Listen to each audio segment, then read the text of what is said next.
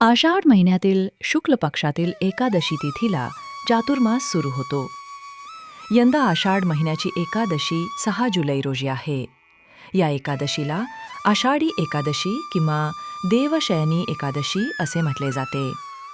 देवशयनी या शब्दाचा अर्थ असा सांगितला जातो की देव भगवान विष्णू शयनी अवस्थेत प्रवेश करतात, जे गाढ निद्रा किंवा ध्यान अवस्थेत असते.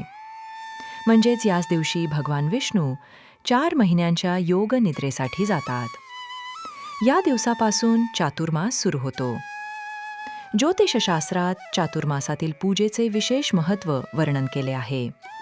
या 4 महिन्यात पूजा, पठण, जप आणि तपस्या केल्यास पुण्य प्राप्त होते असे सांगितले जाते. 2025 मधील चातुर्मास कधी संपणार आहे, जाणून घेऊयात लेखातून.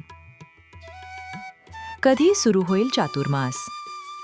2025 मधील चातुर्मास 6 जुलैपासून सुरू होणार असून 1 नोव्हेंबर रोजी संपेल. दुसऱ्या दिवशी अर्थात 2 नोव्हेंबर रोजी सर्व शुभ कार्ये तुळशी विवाहाने पुन्हा सुरू होतील. पुढील गोष्टी कराव्यात. पूजा, सत्संग, दान, यज्ञ आदी गोष्टी तुम्ही चातुर्मासात करू शकता. या महिन्यात सूर्योदयापूर्वी उठून स्नान करणे शुभ फळ देणारे ठरते. चातुर्मासात सात्विक अन्न खावे. गरजूंना कपडे चातुर्मासात अवश्य करावेत. या गोष्टी करणे टाळा. लग्न, गृहप्रवेश, मुंडन आदी करणे या महिन्यांमध्ये टाळावे. काळ्या रंगाचे कपडे चातुर्मासात घालू नये. मोठ्यांचा अपमान या दिवसात करू नये. चातुर्मासात शुभ कार्ये का केली जात नाहीत? धार्मिक मान्यतेनुसार चातुर्मासात भगवान विष्णू योगनिद्रेमध्ये जातात.